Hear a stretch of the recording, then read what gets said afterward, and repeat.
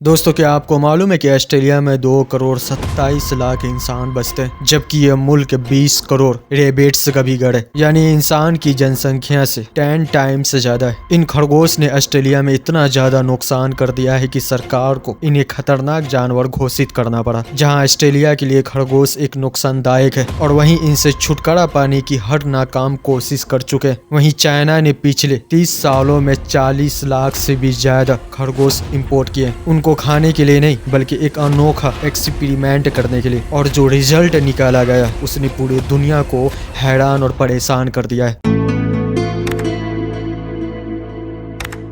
दोस्तों, जब कोई रेगिस्तान हरी भरी जमीन को निगलकर उसे भी रेगिस्तान में कन्वर्ट करता है तो इस प्रोसेस को डेजर्टिफिकेशन कहते हैं, और इसका सबसे बड़ा विक्टिम है चाइना में मौजूद कुबूची डेजर्ट। एक वक्त था जब कुबूची रेगिस्तान सालाना 5 लाख एकड़ के हिसाब से फैलता जा रहा था, यानी कि हर साल ये रेगिस्तान 5 लाख एकड़ के करीब सूखा जमीन को भी निगल रहा था। उस वक्त चाइना ने अपनी पूरी ताकत लगा के इस रेट को कम करने की कोशिश की। 1950 और 1960 के दौरान कई प्रोजेक्ट लॉन्च किए गए, सेंट कंट्रोल स्टेशन बनाए गए, रेगिस्तान में पेड़ लगाए गए, लेकिन रेत का यह समुद्र काबू से बाहर था। फिर एक दिन वेन बियाओ नामिक एक लोकल इंटरप्रेन्योर ने सब कुछ बदल दिया। उसने कई 100 एकड़ रेगिस्तान पर सूखी झाड़ियां स्क्वायर शेप में रखना शुरू कर दी और उसके बीच में विलो ट्री लगाना शुरू किए। विलो एक ऐसा पेड़ होता है जो पानी के बगैर भी जिंदा रह सकता है। ये लकड़ी पेड़ और फर्नीचर बनाने के काम आती है, पर सिर्फ तब अगर यह पेड़ रेगिस्तान में टिक पाए। कुबूची डेजर्ट में तेज हवा रेत को उड़ाकर बिखेर देती है, जिससे अंदर फंसी हुई नमी भी सूख जाती है, और इन्हीं तेज हवाओं से विलो के पौधे को बचाने के लिए इनके इर्द गिर्द झाड़ियां लगाई गई थी। शुरुआत में व्यंग्य पर सब लोग हंसते थे कि देखो कौन पागल है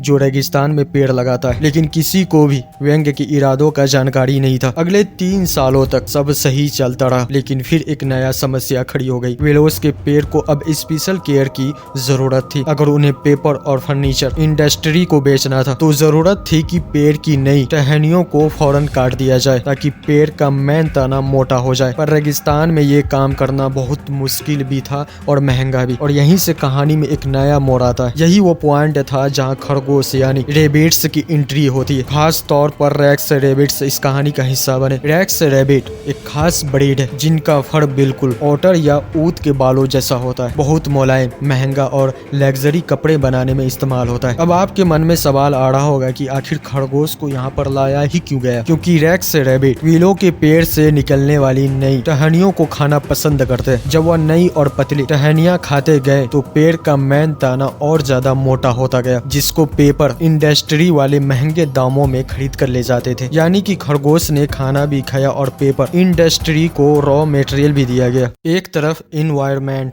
दूसरी तरफ इकोनॉमी, दोनों की जीत होने लगी। पर यह कहानी की सिर्फ शुरुआत थी, क्योंकि विलो पेड़ की जड़ 300 फीट तक जमीन के अंदर चली जाती है। जड़ रेत में घुसकर उसे ज्यादा मजबूत बनाने लगी, और इससे फायदा ये हुआ कि तेज हवाओं के दौरान अब रेत उड़ती नहीं थी और उनके अंदर फंसी हुई नमी सूखती भी नहीं थी। इसी बीच खरगोश ने अपना असल काम दिखाना शुरू किया। रेक्स रेबिट्स का वेस्ट यानी उनका गोबर फर्टिलाइजर के तौर पर काम आने लगा। चाइना के जीरो वेस्ट सिस्टम में ये भी एक कीमती प्रोडक्ट बन गया। दूसरा, रेक्स रेबिट्स की ये ब्रीड सबसे ज्यादा बच्चा पैदा करती है। एक फीमेल साल में 50 बनी को जन्म देती है। जब ये खरगोश ज्यादा हुए तो इनका गोबर भी बढ़ता गया और जमीन और ज्यादा उपजाऊ लायक बन गया। देखते ही देखते रेत खेतों में बदल गई, जहां अब ऑर्गेनिक सब्जियां भी उगाई जाने लगी। रेक्स रेबिट्स की एक और अहम खूबी ने भी इस चमत्कार में अहम रोल निभाया। इनकी एक और खूबी ये थी कि ये घास तो हजम कर लेते थे, लेकिन घास के बीज को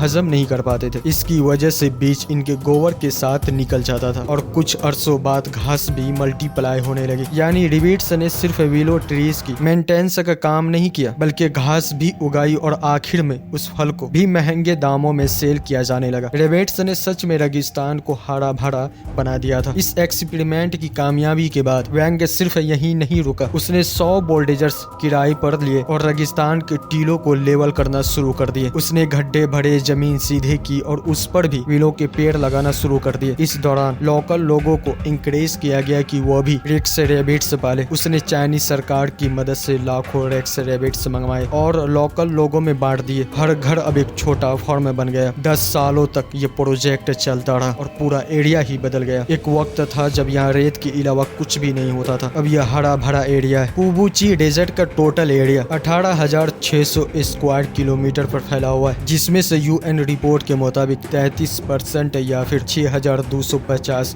स्क्वायर किलोमीटर हरा भरा हो चुका है। यह 30 सालों से ज्यादा की मेहनत का नतीजा है। इस बदलाव की वजह से कुबूची डेजर्ट अब सी ऑफ डेथ के बजाय इकोलॉजिकल मार्वल के नाम से जाना जाता है। पर यहाँ सिर्फ इन्वायरमेंट ही नहीं बदला, बल्कि लोगों की जिंदगी भी बदल गई। चाइनीज सरकार ने यहाँ 3 अरब युआन की इन्वेस्टमेंट की है, जो लगभग $400 मिलियन बनते हैं। और इन पैसों से यहाँ नए घर बनाए गए और लोगों को रेगिस्तान में नया रोजगार मिला। आज यहाँ लाखों एकड़ रेगिस्तान पर लोगों का रोजगार लगा हुआ है। 2000 से ज्यादा फार्म्स चल रहे हैं और हर साल 30 लाख रेक्स रैबिट्स बेचे जाते हैं। एक फार्म की एवरेज सालाना इनकम $9,600 तक पहुंच चुकी है। यानी कि जो लोग पहले रेगिस्तान छोड़कर भाग रहे थे वह अब यहीं पर अमीर बन चुके हैं। एक रिपोर्ट के मुताबिक 10,000 लोगों की जिंदगी बदल चुकी है। 2017 में जब मीडिया रिपोर्ट यहाँ पर आए तो उन्होंने देखा कि यहाँ का माहौल पहले से 10 गुना ज्यादा बेहतर हो चुका है। अब आपके मन में ये सवाल आ रहा होगा कि अगर रेबिट्स रेगिस्तान को हरा भरा कर सकते हैं तो ऑस्ट्रेलिया में इतना खतरनाक क्यों? असल में ऑस्ट्रेलिया में 1859 से पहले तक कोई खरगोश ही नहीं थे। फिर एक ब्रिटिश ने यहाँ सिर्फ 24 खरगोश छोड़े ताकि इनकी आबादी बढ़े और फिर ब्रिटिश यहाँ इनका शिकार करने आया करे। 70 सालों बाद इनकी जनसंख्या इतनी ज्यादा बढ़ गई कि अब वो आउट ऑफ कंट्रोल हो गए। ऑस्ट्रेलिया में खरगोश अपने नेचुरल हैबिट्स में रहते हैं, जबकि चाइना में इन्हें कंट्रोल इन्वायरमेंट में रखा जाता है। उनसे सिर्फ इतना ही काम लिया जाता है जितना सबके फायदे में है। यही वजह है कि रेबिट्स ऑस्ट्रेलिया में अजाब जबकि चाइना में ब्लेसिंग है। पर कुबूची डेजर्ट की कहानी सिर्फ यहीं खत्म नहीं हुई। यहीं पर बना दुनिया का सबसे बड़ा सोलर पावर इमेज, जिसे जुमना सोलर पावर प्लांट कहा जाता है। 6,000 एकड़ पर फैला हुआ यह प्लांट करीब 50 लाख सोलर पैनल से मिलाकर बनाया गया है, जो स्पेस से देखने पर दौड़ते हुए घोड़े की शेप बनाते हैं। गिनीज वर्ल्ड रिकॉर्ड के मुताबिक ये दुनिया का सबसे बड़ा सोलर पैनल इमेज है। दोस्तों, उम्मीद करता हूँ कि ये वीडियो आपको पसंद आई होगी और अगर आप हमारे चैनल पे पहली बार आए तो चैनल को सब्सक्राइब जरूर कीजिएगा, जो आपके लिए फ्री है। और वीडियो आपको कैसा लगा कमेंट में हमें जरूर बताइएगा। मिलते फिर एक नई वीडियो के साथ।